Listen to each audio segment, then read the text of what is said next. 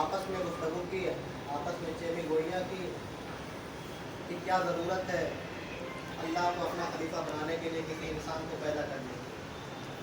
हम फरिश्ते अल्लाह की इबादत के लिए काफ़ी है। ये इंसान आएंगे, फसाद फैलाएंगे, तो रेजियाँ करेंगे। तो अल्लाह ताला ने उनके इस एतराज़ का जवाब इल्म के ज़रिए दिया कि अल्लाह ने हज़रत आदम को तमाम चीज़ों का इल्म अता किया है। उसके बाद फरिश्तों के सामने अल्लाह ने हज़रत आदम को रखा, फरिश्तों से कहा कि बताओ इन चीज़ों के बारे में। फरिश्तों ने कहा कि नहीं, हमें तो नहीं मालूम है, बस जितना आपने सिखाया, जितना अल्लाह ने हमें सिखाया बस उतने हमें इल्म। फिर अल्लाह ने हज़रत आदम से कहा तो आपने तमाम चीज़ों के बारे में तफसील के साथ बताया। उसी इल्म की बदौलत हज़रत आदम को फरिश्तों को फजीलत दी। हदीस पाक में भी है, बुइस्तु मुअल्लिमन, रसूलुल्लाह सल्लल्लाहु अलैहि वसल्लम ने अपने मुअल्लिम होने पर फख्र किया। और भी आपको नेमतें मिली हैं, और भी करामतें, खूबियाँ आपको अल्लाह ने अता की है, लेकिन उन सारी खूबियों पर हमारे नबी अकरम सल्लल्लाहु अलैहि वसल्लम ने जिस खूबी पर फ़ख्र का इजहार किया वो अपने मुअल्लिम होने पर, कि अल्लाह ने आपको मुअल्लिम कायनात बना कर भेजा, इस पर आपने फ़ख्र का इजहार किया। बिलाशुबा मदारिस में पढ़ने वाले तलबा मेहमान रसूल है। आप ही को नियाबत का हक़ भी अदा करना है, कौम की क़यादत भी आप ही के ज़िम्मे है। मदरसा एक कारखाना है जहाँ पर इंसानों को, तालिब इल्मों को संवारा जाता है। ये मदरसा है तेरा मैं कदा नहीं साकी, यहाँ की खाक से इंसान बनाया जाता है। तो बिलाशुबा आपके आने का मकसद इल्म हासिल करना है, इल्म के ज़ेवर से अपने आप को आरास्ता करना है, अपने अंदर वो खूबियाँ पैदा करनी है जिन खूबियों के साथ आप कौम की क़यादत कर सकते हैं, जिन खूबियों के साथ आप कौम की रहनुमाई कर सकते हैं, जिन खूबियों के साथ आप नियाबत रसूल, नियाबत रिसालत का हक़ अदा कर सकते हैं। तो तलबा की आपकी ज़िम्मेदारी, आप अपने मकसद को हमेशा पेश नज़र रखें। आमतौर पर तलबा आते हैं, अपने मकसद को पसे पुष्प डाल देते हैं, 2-4 दिन एक जोश एक जज्बा होता है, पढ़ते हैं, फिर अपने मकसद को भूल जाते हैं, फिर यूँ ही वक्त गुजारते हैं। आपका मकसद यहाँ पर वक्त गुजारना नहीं है, आप यहाँ पर इल्म दीन हासिल करने के लिए आए हैं। मदरसे के साथ यहाँ पर खानका भी है, ये नूरुन अला नूर की तालीम के साथ आपके लिए तरबियत। तो अपने आप को जिस मकसद के लिए आप यहाँ आए हैं, अपने आप को उसी मकसद में लगा दें, उसी मकसद में अपने आप को कुर्बान कर दे, वक्फ कर दे, हो जाए। आप दूर दराज इलाकों से यहाँ पर आए हैं, वालिदैन की मोहब्बतें कुर्बान करके आए हैं, अपनी हर चीज़ छोड़ कर आए। अगर इतनी कुर्बानियों के बाद भी आपकी नज़रों में आपका मकसद नहीं है तो ये आपकी कुर्बानियाँ रायगा है, बेकार है, कोई फ़ायदा नहीं।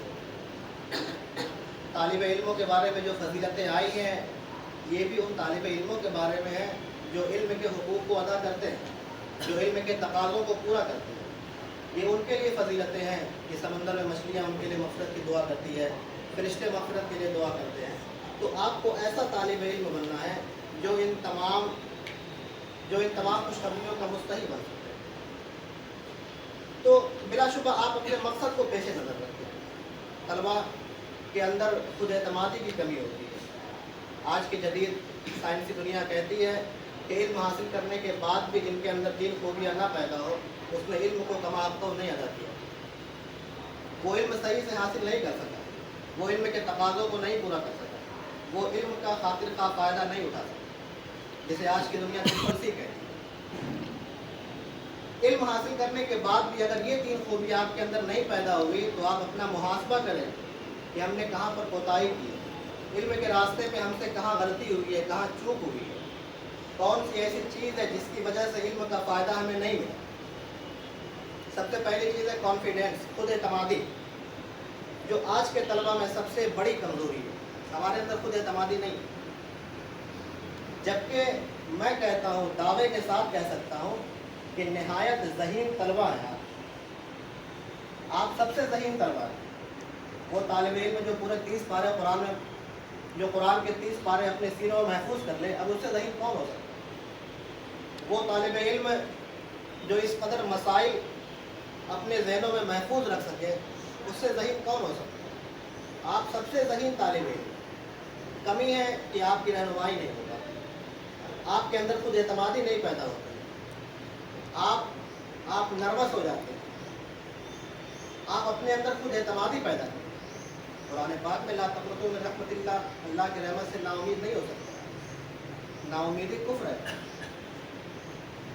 اسلام تو امید کا نام ہے، اسلام نے ہر میدان میں آپ کو امید دی ہے، ناکامی تو آپ کے پاس بھٹکنی ہی نہیں چاہیے۔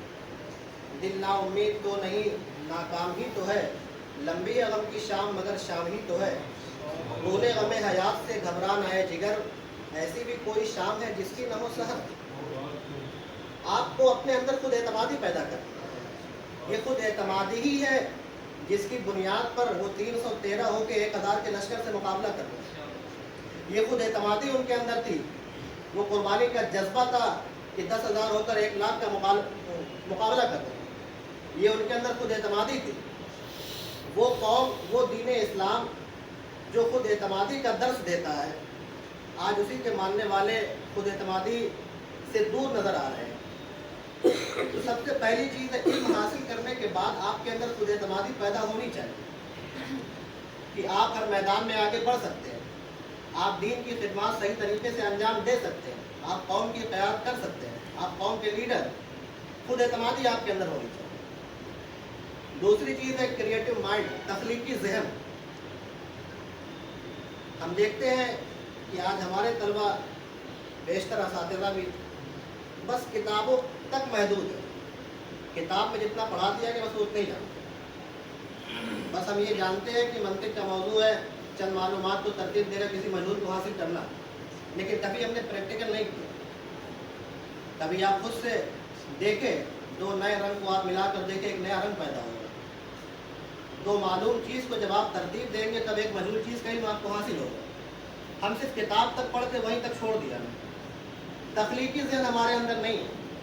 درس نظامی کا جو نصاب ہے، یہ سلیبس آپ کو عالم بنانے کے لیے نہیں ہے، بلکہ جو درس نظامی کا نصاب ہے، اس نصاب کے ذریعے عالم بننے کی صلاحیت آپ کے اندر پیدا ہو سکتی ہے۔ عالم اس سے نہیں بن سکتے، یہ آپ کی خوش فہمی ہو سکتی ہے کہ دستار لے لیا آپ عالم بن گئے، مولانا بن گئے، ایسا نہیں، بلکہ اس نصاب کے ذریعے بس آپ کی ایک رہنمائی ہوتی ہے۔ اب آپ کے اندر اتنی لیاقت پیدا ہو جانی چاہیے کہ آپ کوئی بھی کتاب لے کر حل کر سکیں، کسی بھی کتاب سے اپنے مسائل کا حل نکال سکیں، بس یہ نصاب کا مقصد ہے، آپ اس سے عالم نہیں بنتے۔